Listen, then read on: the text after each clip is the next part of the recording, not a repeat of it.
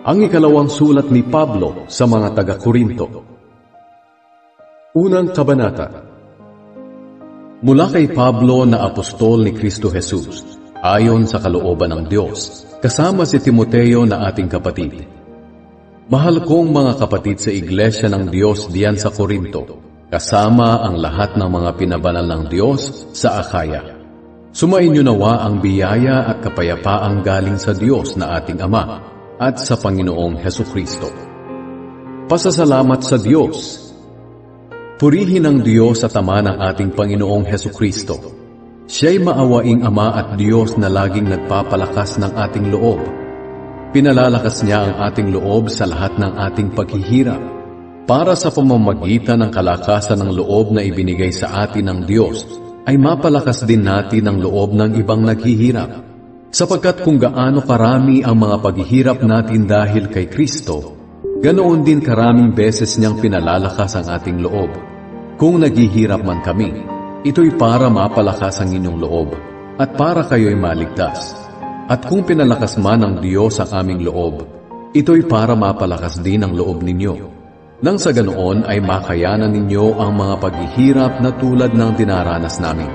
Kaya malaki ang aming pag-asa para sa inyo, dahil alam namin na kung naghihirap kayo tulad namin, palalakasin din ng Diyos ang inyong loob tulad ng sa amin. Mga kapatid, gusto naming malaman ninyo ang mga paghihirap na dinanas namin sa lalawigan ng Asya. Napakabigat ng mga dinanas namin doon. Halos hindi na namin nakayanan at nawalan na kami ng pag-asang mabuhay pa. Ang akala namin noon ay katapusan na namin. Ngunit nangyari ang lahat ng iyon para matuto kami na huwag magtiwala sa aming sarili, kundi sa Diyos na siyang bumubuhay ng mga patay. Iniligtas niya kami sa malagim na kamatayan at patuloy niya kaming ililigtas. At umaasa kami na patuloy niyang gagawin ito sa tulong ng inyong mga panalangin.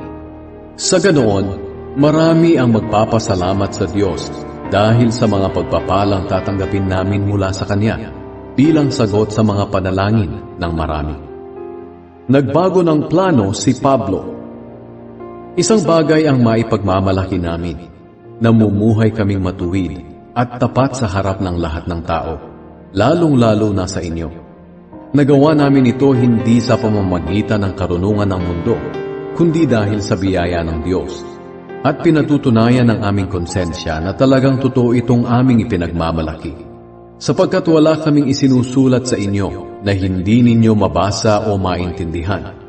Kahit na hindi nyo pa kami kilalang mabuti, umaasa akong darating ang araw na makikilala nyo kami ng lubusan, para maipagmalaki ninyo kami sa araw ng pagdating ng Panginoong Hesus, at maipagmamalaki rin namin kayo. Dahil sa tiwalang ito, binalak kong bisitahin kayo noong una, para makatanggap kayo ng dobleng pagpapala sa pagbisita ko sa inyo ng 2 beses. Binalak kong dumaan muna sa inyo pagpunta ko sa Macedonia, at sa aking pagbalik mula roon, muli akong dadaan diyan, para matulungan ninyo ako sa aking paglalakbay papuntang Judea. Iyon sana ang plano ko noon. Ngunit dahil hindi ito natuloy, masasabi ba ninyong pabago-bago ang aking isip? Katulad din ba ako ng mga taong makamundo na oo ng oo, pero hindi naman pala ang ibig sabihin? Aba hindi. Kung paanong tapat ang Diyos, ganoon din naman kami sa aming mga sinasabi. Kami ni Silas at Timoteo ay nangaral sa inyo tungkol kay Hesukristo na anak ng Diyos.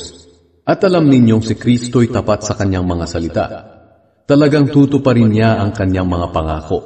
Sapagkat kahit gaano man karami ang pangako ng Diyos, tutuparin niyang lahat ito sa pamamagitan ni Kristo.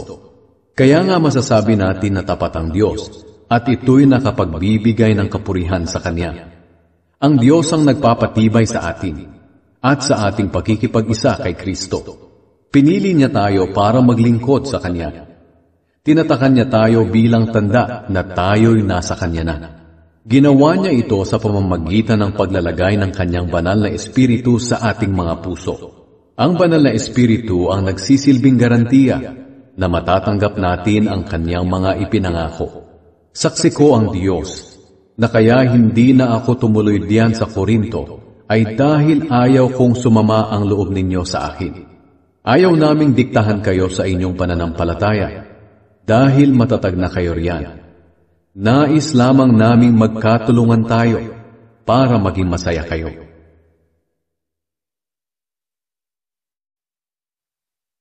Ikalawang kabanata. Naisip kong huwag na munang pumunta riyan kung makapagdudulot lang naman ng kalungkutan ang pagdalaw ko sa inyo. Kayo lang ang nagpapasaya sa akin. Ngunit kung magiging malungkot kayo ng dahil sa akin, papaano niyo pa ako mapapasaya? Iyan ang dahilan kung bakit sumulat ako sa inyo noon. Ayaw kong sa pagpunta ko riyan ay maging malungkot ang mga taong dapat sana'y magpapaligaya sa akin. At naniniwala ako na ang kaligayahan ko ay kaligayahan din ninyong lahat. Nang sumulat ako noon sa inyo, nabagabag ang aking kalooban. Nalungkot ako't lumuha. Sumulat ako sa inyo hindi dahil sa gusto ko kayong saktan, kundi dahil gusto kong maipakita kung gaano ko kayo kamahal. Patawarin ang nagkasala. Ngayon tungkol naman sa taong nagdulot ng kalungkutan kanino man, hindi lamang ako ang binigyan niya ng kalungkutan. Ayaw kong magmalabis, pero nagbigay din siya ng kalungkutan sa inyong lahat. Pero sapat na ang kaparusahang ibinigay ninyo sa kanya. Kaya patawarin na ninyo siya at patatagin. Dahil baka maging labis ang kanyang hinagpis at tuluyang panghinaan ng loob. Nakikiusap ako na ipakita ninyo sa kanya na mahal niyo pa rin siya. At ito nga ang dahilan ng pagsulat ko sa inyo. Dahil gusto kong malaman kung sinusunod ninyong mabuti ang lahat ng sinasabi ko sa inyo. Kung pinatawad na ninyo ang taong nagkasala, pinatawad ko na rin siya. At kung nagpatawad man ako, saksi si Kristo na ginawa ko iyon alang-alang sa inyo. Nararapat lamang na magpatawad tayo para hindi tayo madaig ni Satanas. Alam naman natin ang mga binabalak niyang masama. Si Pablo sa Troas. Nang dumating ako sa Troas para ipangaral ang magandang balita tungkol kay Kristo, binigyan ako ng Panginoon ng magandang pagkakataon na magawa iyon. Pero hindi ako mapalagay, dahil hindi ko nakita roon ang kapatid nating si Tito. Kaya nagpaalam ako sa mga mananampalataya roon at pumunta sa Macedonia. Tagumpay sa pamamagitan ni Kristo. Salamat sa Diyos dahil lagi siyang nasa unahan natin sa parada ng tagumpay. Ginagawa niya ito dahil tayo ay na kay Kristo. Saan man kami pumunta, ginagamit kami ng Diyos para ipakilala si Kristo sa mga tao. At itong ipinapalaganap namin ay parang halimuyak ng pabango. Para kaming mabangong handog na iniaalay ni Kristo sa Diyos at naaamoy ng mga taong naliligtas at nang napapahamak. Sa mga napapahamak, para kaming nakamamatay na amoy. Ngunit sa mga naliligtas, para kaming halimuyak na nagbibigay buhay. Sino ang may kakayahang gampanan ng gawain ito? Hindi kami tulad ng marami riyan na ginagawang negosyo ang salita ng Diyos para magkapera. Alam naming nakikita kami ng Diyos. Kaya bilang mga mananampalataya ni Kristo at sugo ng Diyos, tapat naming ipinangangaral ang kanyang salita.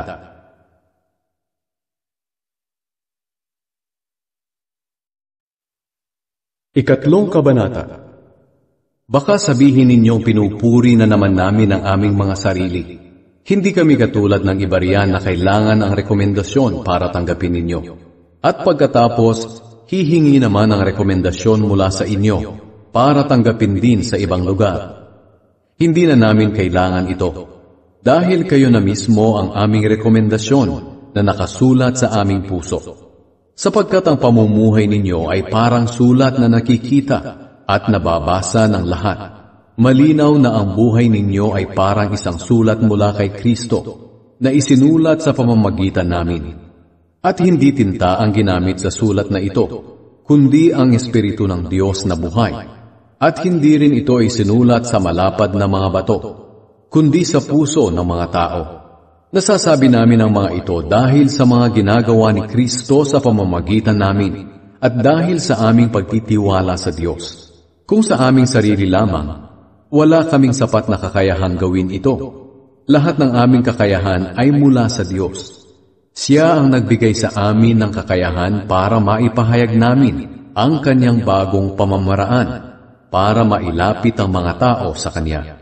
At ang bagong pamamaraan na ito ay hindi ayon sa isinulat na kautusan, kundi sa pamamagitan ng Espiritu. Sapagkat ang kautusan ay nagdudulot ng kamatayan, ngunit ang Espiritu ay nagbibigay buhay. Noong ibinigay ng Diyos kay Moises ang kautusan na nakasulat sa malapad na mga bato, hindi matingnan ng mga Israelita ang mukha ni Moises dahil nasisilaw sila. Ngunit ang ningning na iyon sa kanyang mukha ay unti-unti ring nawala.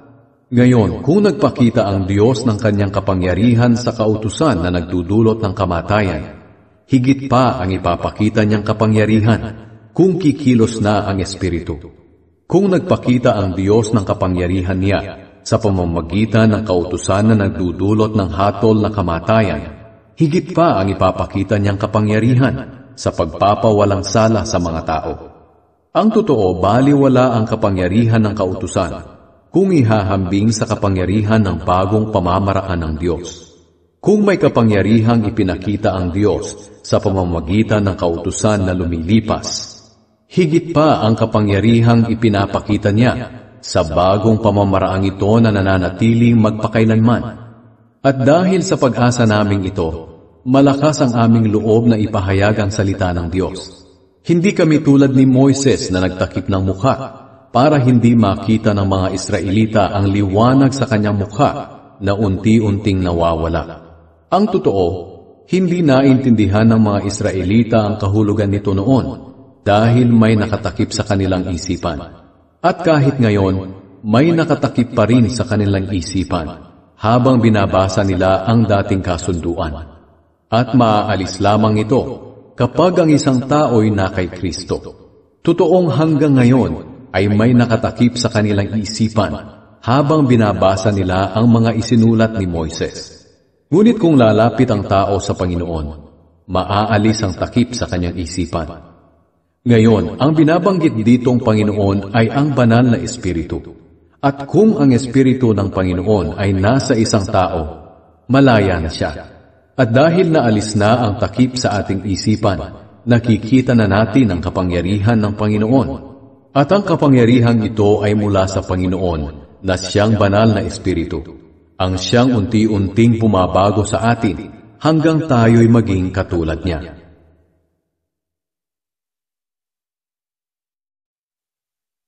Ika-4 na kabanata. Kayamanan sa palayok.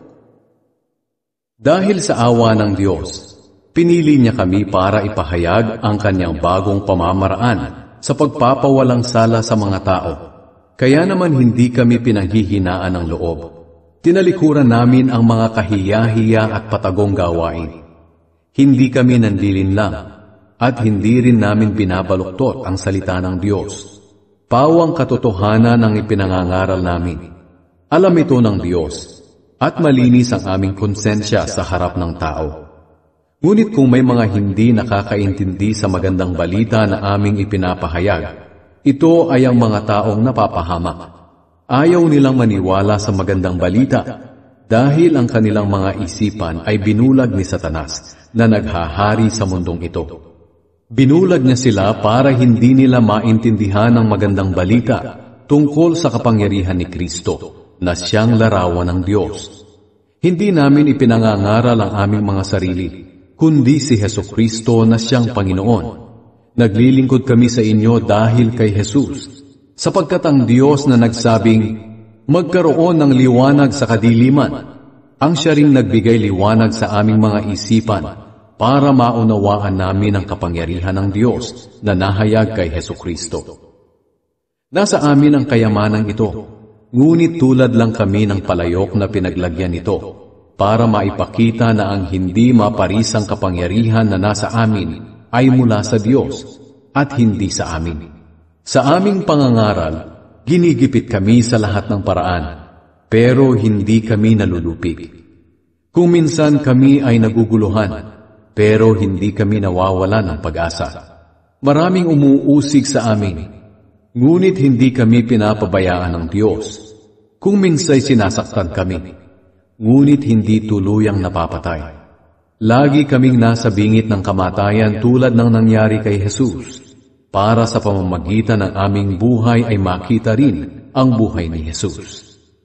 Lagi kaming nasa bingit ng kamatayan dahil sa paglilingkod namin kay Jesus, para sa pamamagitan ng aming katawang may kamatayan, makita ng lahat ang buhay ni Jesus. Maaaring mamatay kami dahil sa aming pangangarap, pero ito naman ang nagdudulot sa inyo ng buhay na walang hanggan. Sinasabi ng kasulatan, sumasampalataya ako, kaya nagsalita ako. Ganoon din ang aming ginagawa. Sumasampalataya kami, kaya nagsasalita kami. Sapagkat alam namin na ang Diyos na muling bumuhay sa Panginoong Hesus, ang siya ring bubuhay sa amin, tulad ng ginawa niya kay Jesus, at dadalhin niya tayong lahat sa kanyang piling. Ang lahat ng paghihirap namin ay para sa inyong kabubuti, para lalo pang dumami ang tumanggap ng biyaya ng Diyos. At habang dumarami ang tumatanggap ng biyaya ng Diyos, dumarami rin ang nagpapasalamat sa Kanya. At dahil dito ay mapupuri siya. Iyan ang dahilan kung bakit hindi kami pinanghihinaan ng loob. Kahit na unti-unting humihina ang aming katawan, patuloy namang lumalakas ang aming espiritu. Sapagkat ang mga paghihirap na dinaranas namin sa mundong ito ay panandalian lamang, at hindi naman gaanong mabigat. At dahil sa aming mga paghihirap, may inihahandang gantimpala ang Diyos para sa amin na mananatili magpakailanman at hindi mapapantayan. Kaya hindi namin pinapahalagahan ang mga bagay na nakikita sa mundong ito, kundi ang mga bagay na hindi nakikita. Sapagkat ang mga bagay na nakikita ay panandalian lamang, pero ang mga bagay na hindi nakikita ay walang hanggan.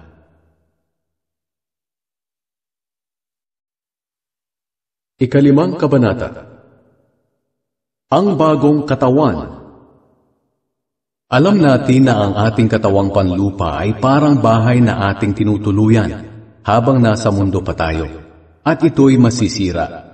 Ngunit alam din natin na may inihandang katawang panlangit ang Diyos para sa atin, na hindi mamamatay kailanman. Ang katawang ito ay ginawa ng Diyos at hindi ng tao. Dumaraing tayo sa ngayon, dahil pinananabikan nating maisuot na ang katawang panlangit.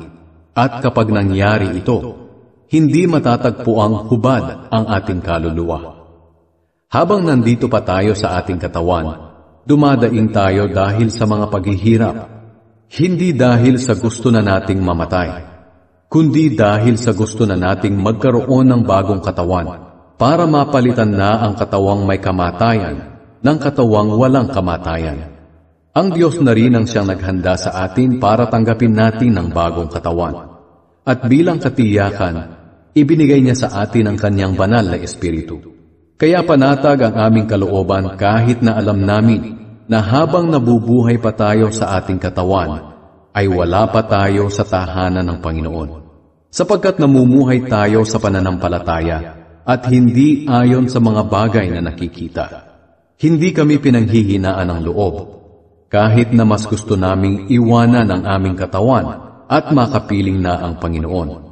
Kaya naman sinisikap naming malugod ang Diyos sa amin, maging dito man o sa piling na niya, sapagkat haharap tayong lahat kay Kristo para hatulan. Tatanggapin ng bawat isa ang nararapat na kabayaran sa kanyang mga ginawa, mabuti man o masama, nang nabubuhay pa siya sa mundong ito. Nakabalik tayo sa Diyos dahil kay Kristo. Kaya nga dahil may takot kami sa Panginoon, ginagawa namin ang lahat para mahikayat ang mga tao na manumbalik sa Kanya. Alam ng Diyos ang tunay naming pagkatao, at umaasa akong alam din ninyo ito.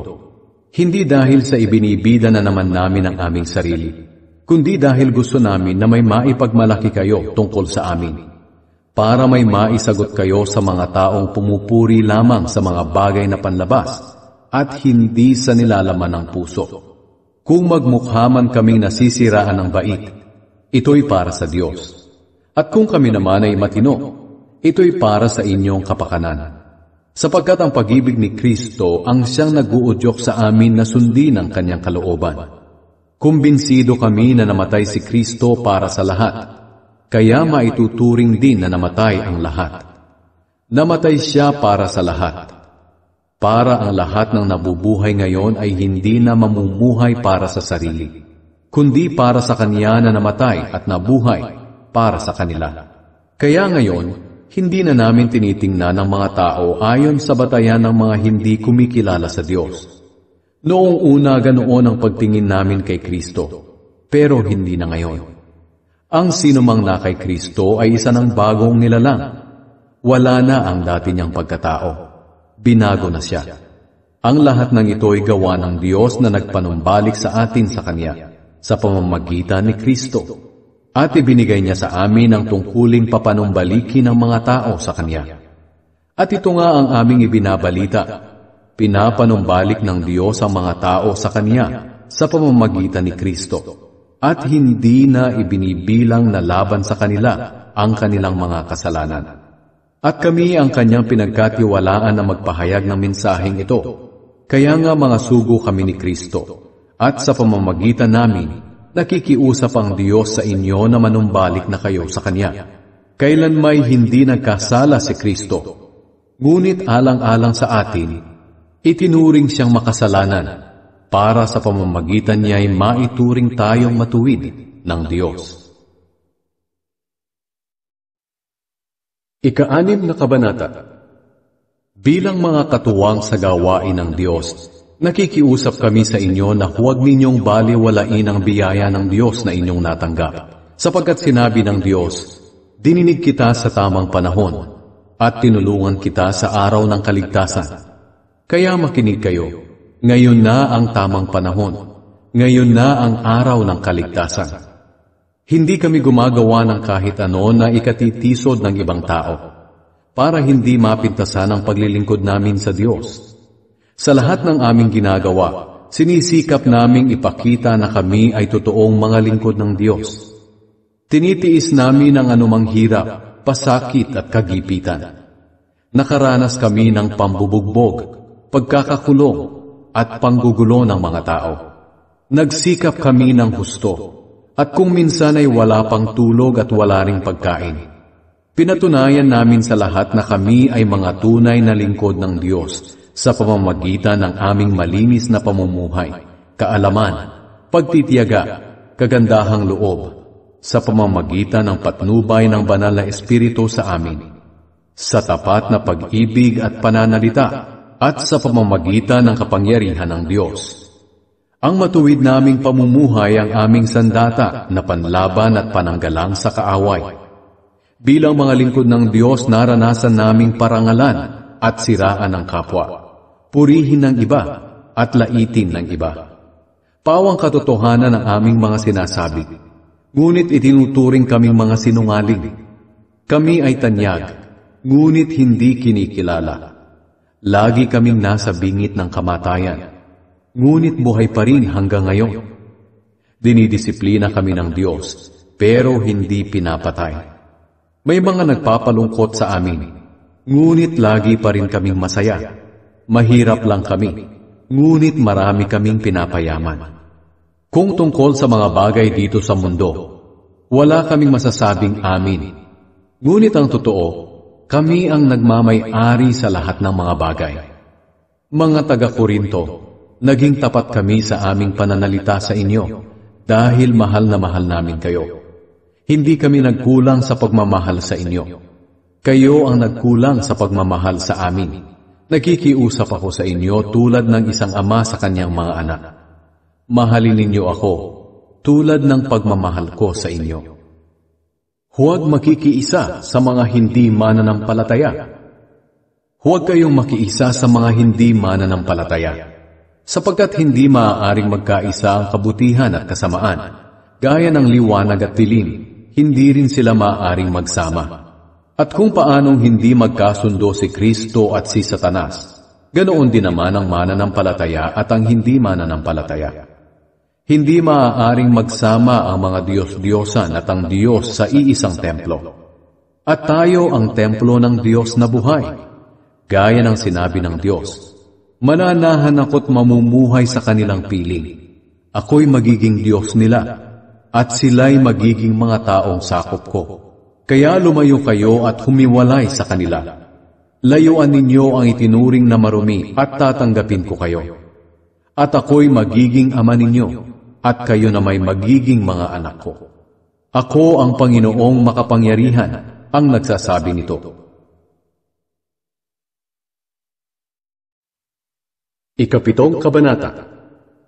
Mga minamahal, dahil sa mga ipinangako ng Diyos sa atin, linisin natin ang ating sarili sa anumang bagay na nagpaparumi sa ating katawan at espiritu, at sikapin nating mamuhay ng banal at may takot sa Diyos. Ang kagalakan ni Pablo. Tanggapin ninyo kami sa inyong mga puso. Wala kaming ginawang masama kahit kanino. Hindi namin siniraan o dinaya ang sinuman. Hindi ko sinasabi ito para ipahiya kayo. Gaya ng sinabi ko noong una, mahal na mahal namin kayo, at handa kaming mabuhay o mamatay na kasama ninyo. Malaki ang tiwala ko sa inyo, at ipinagmamalaki ko kayo. Labis ninyong pinalakas ang aming loob at nag-uumapaw sa aming puso ang kagalakan sa kabila ng lahat ng aming mga paghihirap. Nang dumating kami sa Macedonia, wala rin kaming pahinga, dahil kahit saan ay nagdalamhati kami.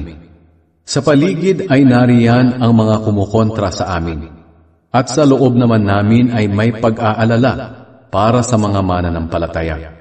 Ngunit pinalakas ng Diyos ang aming loob nang dumating si Tito. Tunay na pinalalakas niya ang loob ng mga nalulumbay. At hindi lang ang pagdating ni Tito ang nagpalakas ng aming loob, kundi maging ang balita na pinalakas din ninyo ang loob niya. Ibinalita niya ang pananabik ninyo sa amin, ang inyong panaghoy sa mga pangyayari, at ang katapatan ninyo sa akin. Dahil dito lalo akong natuwa. Kahit na nagdulot sa inyo ng kalungkutan ang aking sulat, hindi ko ito pinagsisisihan. Nagsisi ako noong una dahil nakita kong pinalungkot kayo ng aking sulat. Ngunit sandali lamang. Ngunit masaya ako ngayon. Hindi dahil malungkot kayo, kundi dahil naging paraan iyon para magsisi kayo. At iyan nga ang nais ng Diyos na mangyari. Kaya hindi nakasama sa inyo ang aking mga sinulat. Sapagkat ang kalungkutang ayon sa kalooban ng Diyos ay nagdadala sa atin sa pagsisisi at nagdudulot ng kaligtasan. Hindi pinagsisihan ang ganitong kalungkutan, ngunit ang kalungkutan ng mga taong makamundo ay nagdadala sa kanila sa kamatayan. Tingnan ninyo ang idinulot ng kalungkutang ayon sa kalooban ng Diyos. Naging masigasig kayong patunayan na wala kayong kasalanan tungkol sa mga bagay na sinasabi ko sa inyo. Nagalit kayo sa gumawa ng kasalanang iyon, at natakot sa maaaring idulot nito. Naging masigasig kayong maibalik ang dati nating samahan. Pinarusahan ninyo ang nagkasala, at pinatunayan ninyo sa lahat ng paraan na wala kayong kinalaman sa kasalanang iyon. Ang dahilan ng pagsulat ko ay hindi para tuligsain ang nagkasala o ipagtanggol ang ginawan niya ng kasalanan, kundi para maipakita ninyo sa presensya ng Diyos kung gaano kayo katapat sa amin.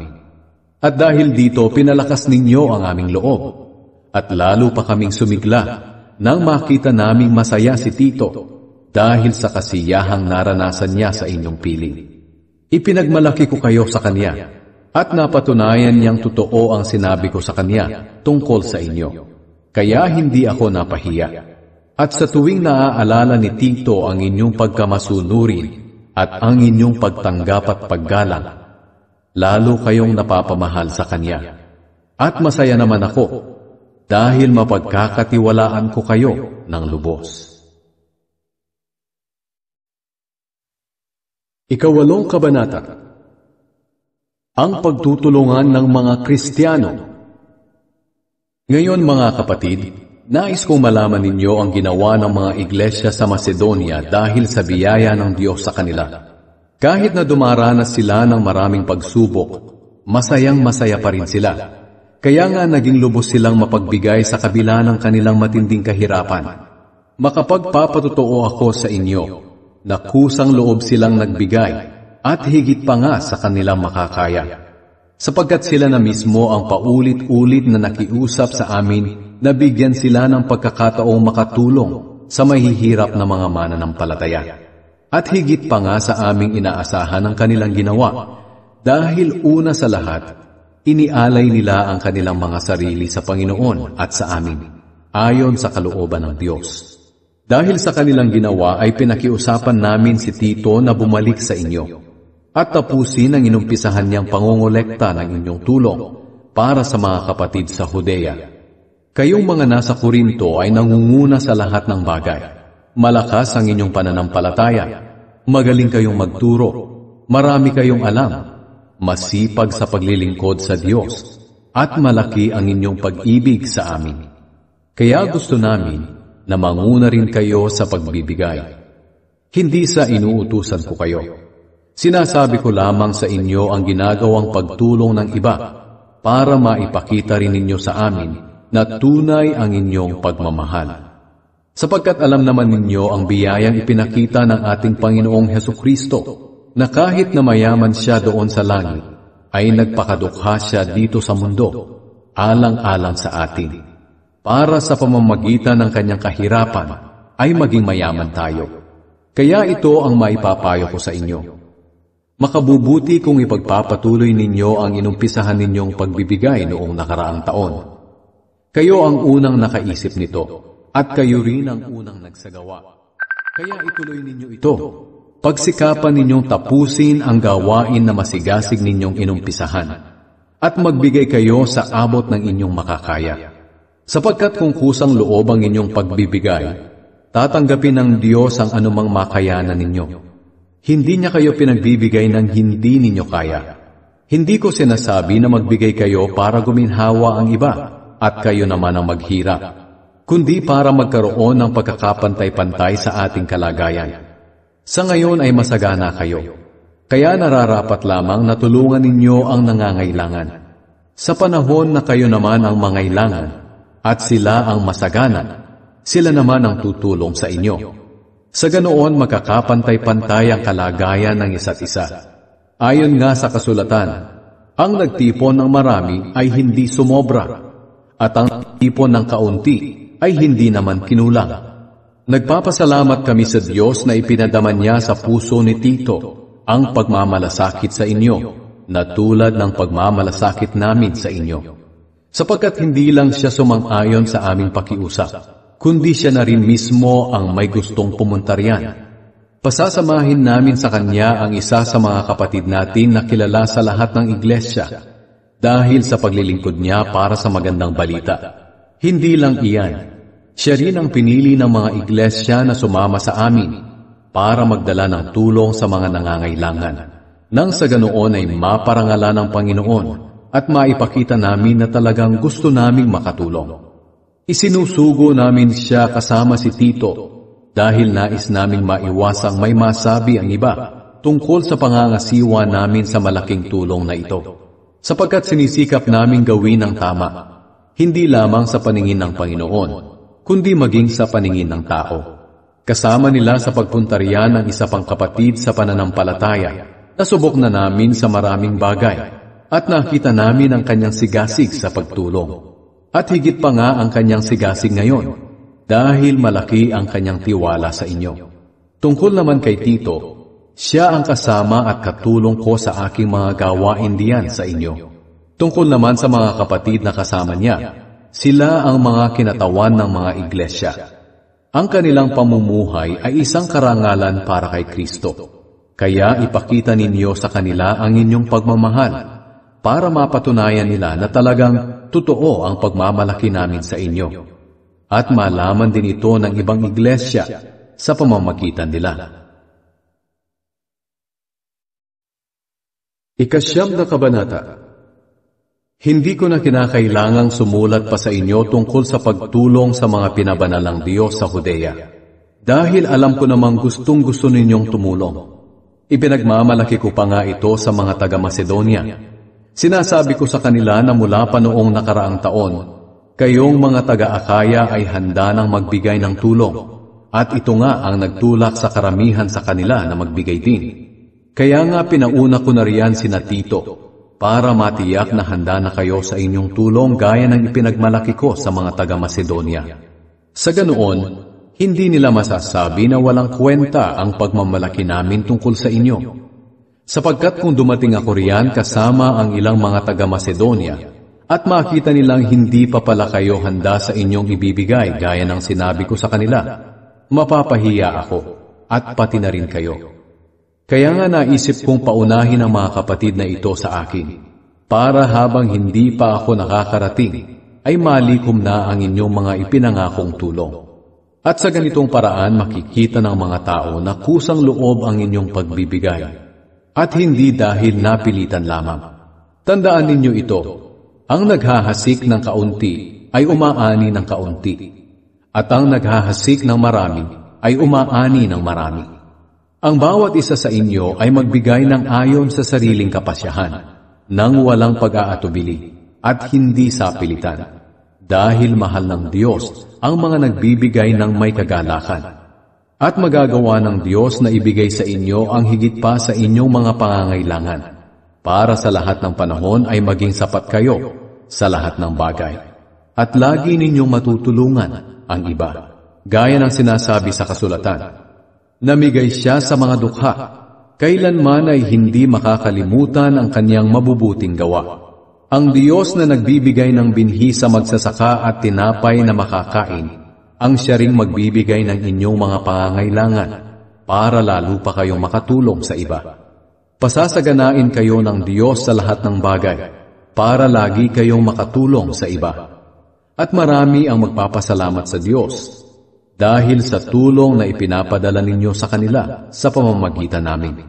Dahil sa inyong pagbibigay, hindi lamang ninyo tinutugunan ang pangangailangan ng mga mananampalataya na nasa Judea, kundi magiging dahilan din ito para marami ang magpasalamat sa Diyos.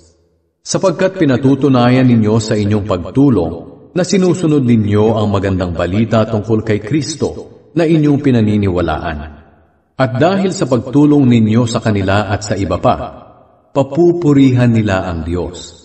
Buong puso silang mananalangin para sa inyo, dahil sa dakilang biyaya ng Diyos na ipinamalas niya sa inyo. Pasalamatan natin ang Diyos sa kanyang kaloob na hindi natin kayang ipaliwanag.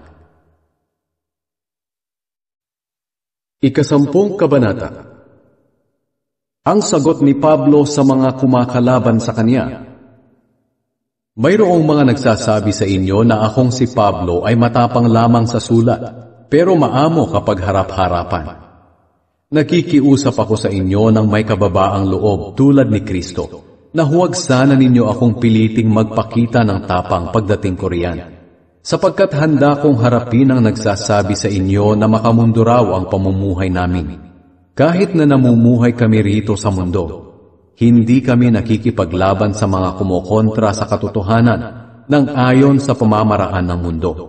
Sa halip ang kapangyarihan ng Diyos ang aming armas. Iyon ang aming ginagamit na panlaban sa mga maling pangangatuwiran ng mga taong mapagmataas at ayaw maniwala sa mga turo ng Diyos. Sinisira namin ang kanilang maling pangangatuwiran na tulad ng matibay na pader na humahad lang sa kanila na makilala ang Diyos. Kinukumbinsi namin silang sundin ang mga utos ni Kristo. At kung matiyak naming lubos na kayong masunurin, handa na kaming parusahan ang lahat ng suwaid. Ang problema sa inyo ay tumitingin lamang kayo sa panlabas na anyo. Isipin nga ninyong mabuti, kung may nagtitiwalang siya'y kay Kristo, dapat niyang isipin na kami man ay kay Kristo rin. Kahit sabihing labis na ang pagmamalaki ko sa kapangyarihang ibinigay ng Panginoon sa akin, hindi ako nahihiya, sapagkat ang kapangyarihang ito ay ginagamit ko sa pagpapalagos sa inyong pananampalataya at hindi sa pagsira nito. Ayaw kong isipin ninyo na tinatakot ko kayo sa aking mga sulat, sapagkat may mga nagsasabi riyan na matapang ako sa aking mga sulat, pero kapag harapan na ay mahina at nagsasalita ng walang kabuluhan.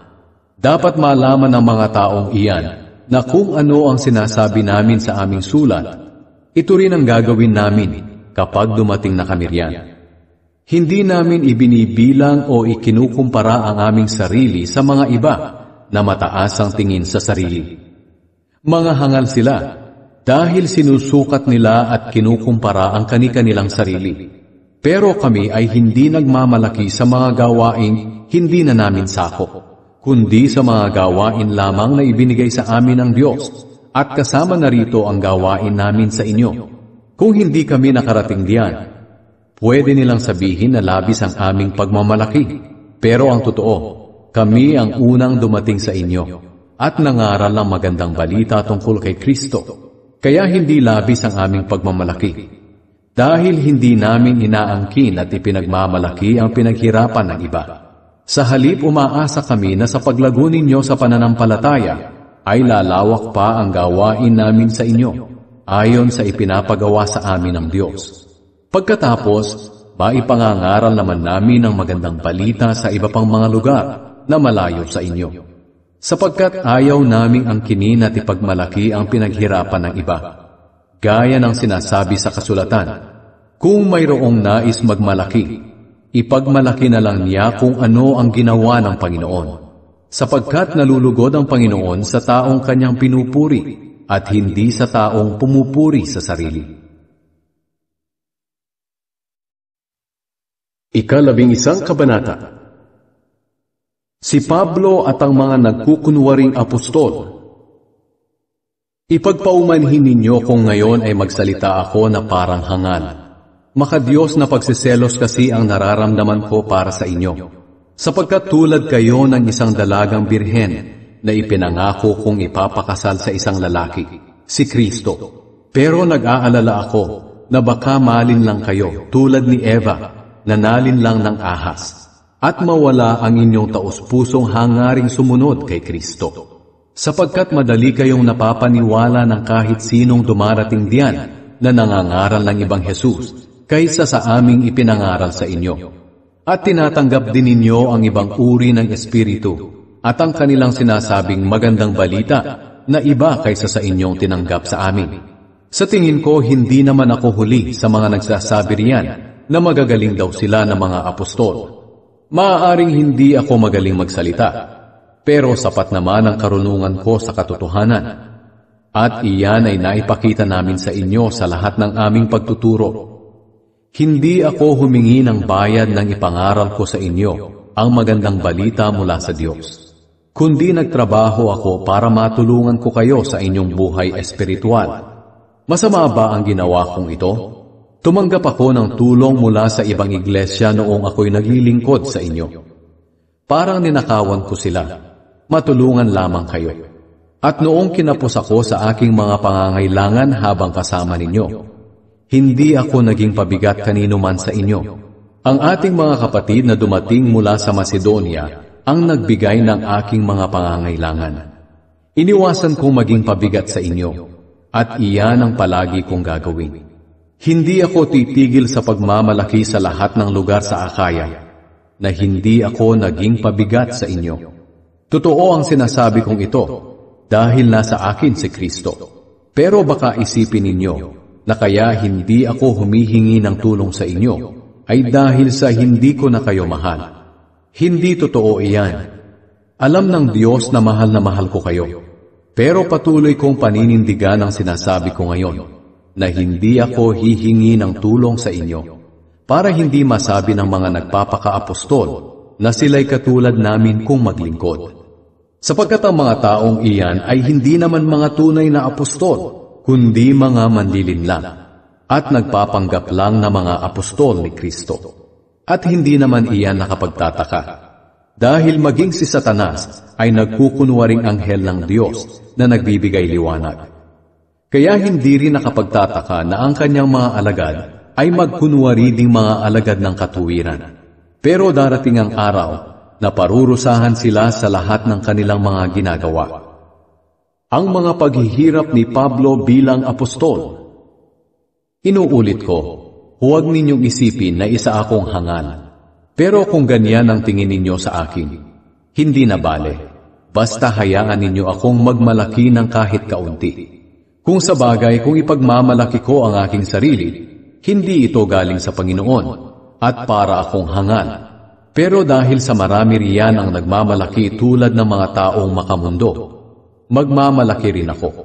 Sinasabi ninyong matatalino kayo, pero hinahayaan lamang ninyong diktahan kayo ng mga hangal. Sa katunayan, hinahayaan lang ninyo na alipinin kayo, agawan ng mga ari-arian, pagsamantalahan, pagmataasan at hamakin. Nakakahiya mang aminin na mahihina kami, pero hindi namin kayang gawin ang mga iyan. Kung may magmamalaki riyan, magmamalaki rin ako, kahit na magmukha akong hangal sa sinasabi ko. Ipinagmamalaki ba nilang sila'y mga Hudyo, mga Israelita, at kabilang sa lahi ni Abraham? Ako rin. Sila ba'y mga lingkod ni Kristo? Alam kong para na akong baliw sa sinasabi ko, pero ako rin ay lingkod ni Kristo, at higit pa nga kaysa sa kanila. Dahil higit akong nagpakahirap kaysa sa kanila. Mas maraming beses akong nakulong, nahagupit, at nalagay sa bingit ng kamatayan. 5 beses akong tumanggap ng 39 na hagupit sa kapwa ko mga Hudyo. 3 beses akong pinaghahampas ng mga sundalong Romano. Minsan na rin akong pinagbabato ng mga Hudyo. 3 beses kong naranasan na lumubog ang sinasakyang barko. At minsay buong araw at gabi akong palutang-lutang sa dagat. Sa aking paglalakbay sa iba't ibang lugar, nalagay ako sa panganib, sa pagtawid sa mga ilog, sa mga tulisan, sa kapwa ko mga Hudyo, sa mga hindi Hudyo, sa mga lungsod, sa mga ilang, sa dagat, at sa mga taong nagpapanggap na mga kapatid kay Kristo. Naranasan ko rin ang sobrang hirap at pagod, at kawalan ng tulog. Naranasan ko ang magutom, mauhaw, kadalas ay walang makain, at naranasan kong ginawin dahil sa kakulangan ng maisusuot. Maliban sa iba pang mga karanasan na hindi ko nabanggit, inaalala ko pa araw-araw ang kalagayan ng lahat na iglesia. Kung may nanghihina sa pananampalataya, nalulungkot ako. At kung may nagkakasala, naghihirap ang kalooban ko. Kung kailangan kong magmalaki, ang ipagmamalaki ko ay ang aking mga kahinaan. Hindi ako nagsisinungaling. At alam iyan ng Diyos at Ama ng ating Panginoong Hesus. Purihin siya magpakailanman. Noong ako'y nasa lungsod ng Damascus, pinabantayan ng gobernador na sakop ni Haring Aretas ang pintuan ng lungsod para dakpin ako. Ngunit inilagay ako ng aking mga kasama sa isang kaing at ibinaba sa labas ng pader ng lungsod, kaya nakatakas ako. 12 kabanata. Ang mga ipinahayag ng Diyos kay Pablo. Napilitan akong magmalaki, kahit na alam kong wala akong mapapala dito. Sasabihin ko sa inyo ngayon ang mga ipinahayag at ipinakita sa akin ng Panginoon. May 14 na taon na ang nakakaraan nang dalhin ako sa 2 langit. Kristiyano na ako noon. Hindi ko matiyak kung nasa katawan ako noon o nasa espiritu lamang. Ang Diyos lang ang nakakaalam.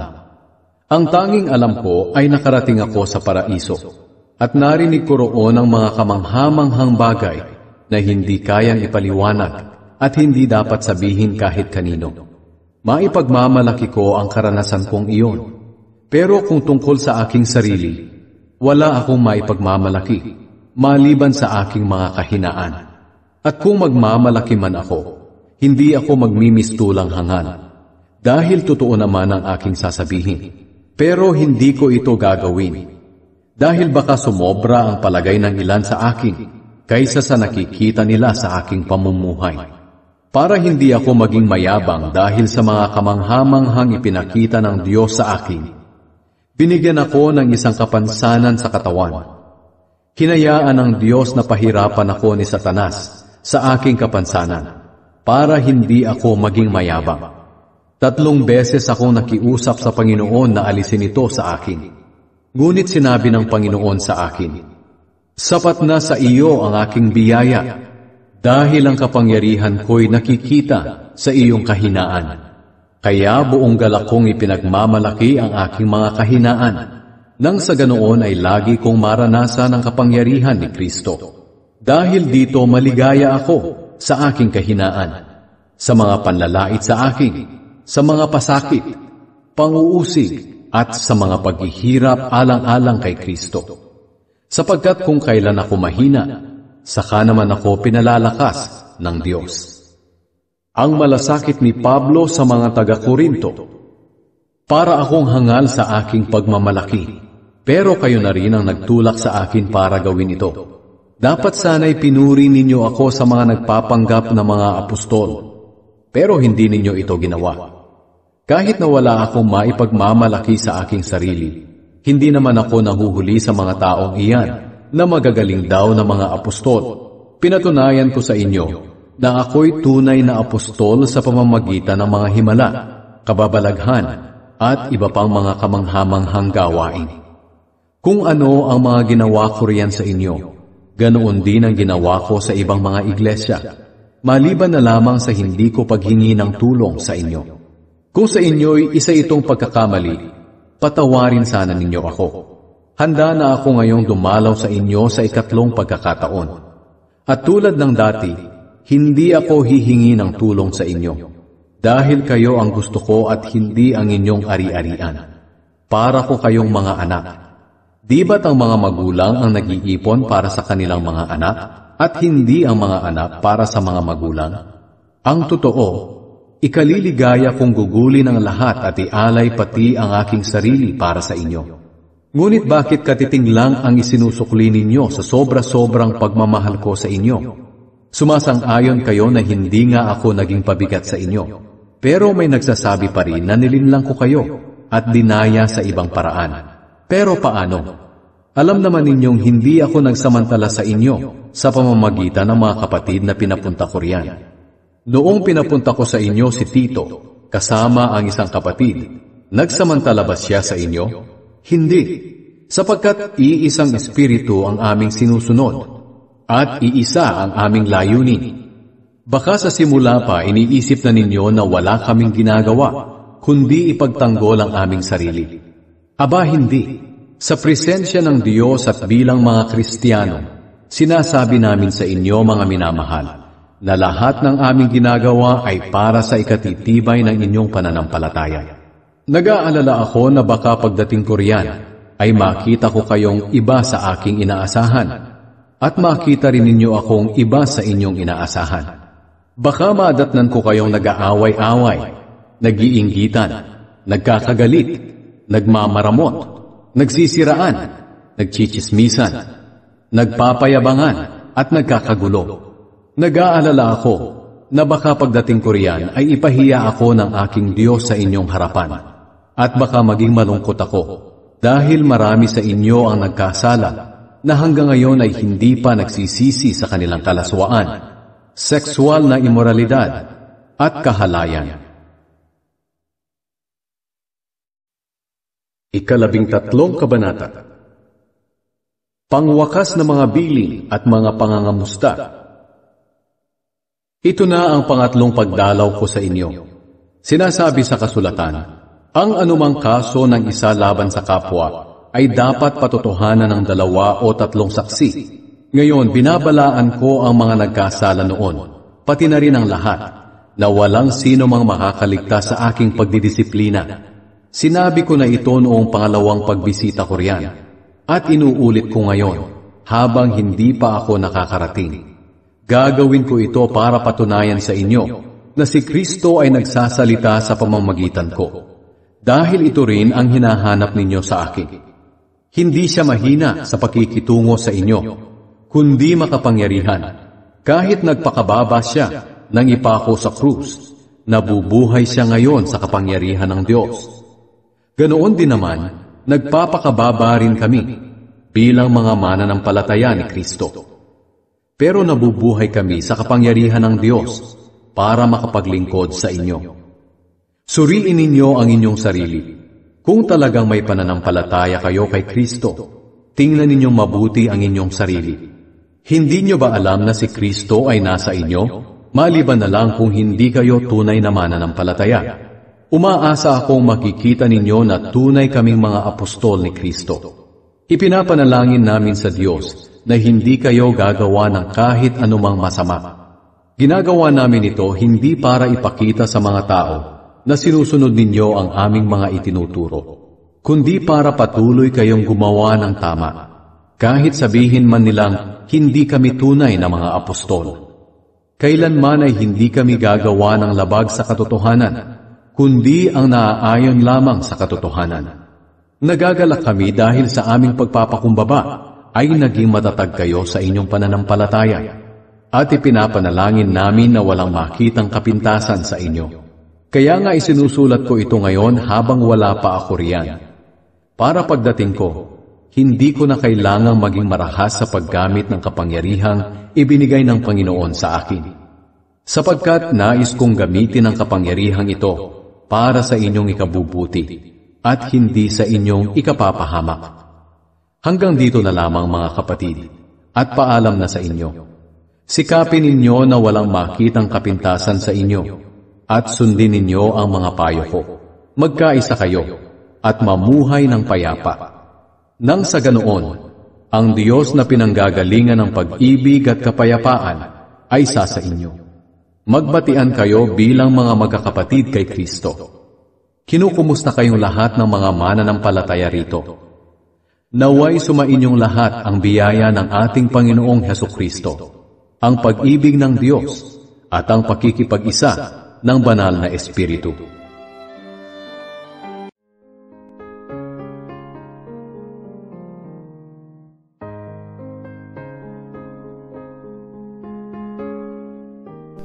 Kung kayo po ay napagpala ng ating pagbasa, iniimbitahan ko kayong i-like, i-share at mag-subscribe sa Gospel Connect PH upang mas marami pa ang makapakinig at mapalakas sa salita ng Diyos. Hanggang sa susunod nating pagbabasa, patuloy tayong magmahalan, magkaisa at manampalataya. Pagpalain kayong lahat ng Panginoon.